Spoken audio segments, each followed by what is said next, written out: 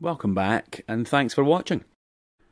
Given that the Rock and Roll London walking tour is the only walking tour with its own dedicated comic book, I thought it only appropriate that I should give you a quick guided tour of the sketchbooks that led to issue 2 of the Rock and Roll London comic book starring The Who. The starting point is Pete Townshend. And the starting point with Pete Townshend, as Pete Townshend is no doubt sick of hearing, is his splendid nose.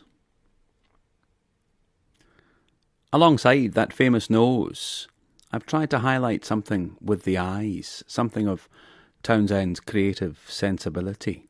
The suggestion that these clear peepers can perhaps see for miles and miles, that there's a lot going on behind blue eyes. Daltrey, all jutting chin and scowl, is easy to capture in any period. In his mod finery, handsome indeed, and in his 1970s rock god incarnation, and also very enjoyable to draw.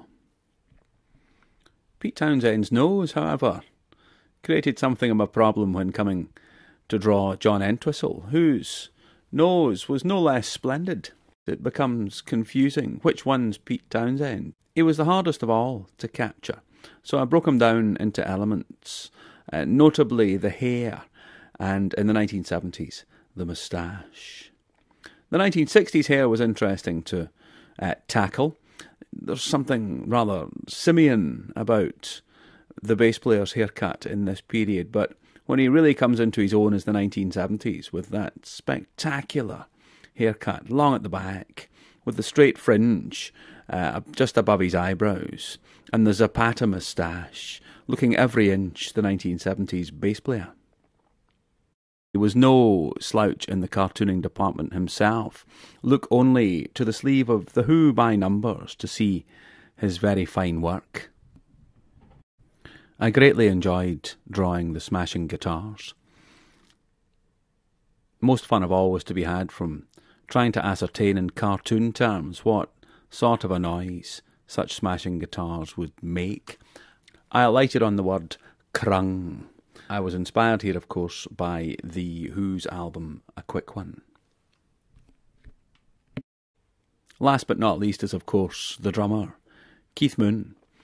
Piecing Keith Moon together, beginning with the thick eyebrows, almost like makeup, putting beneath them the big sad eyes.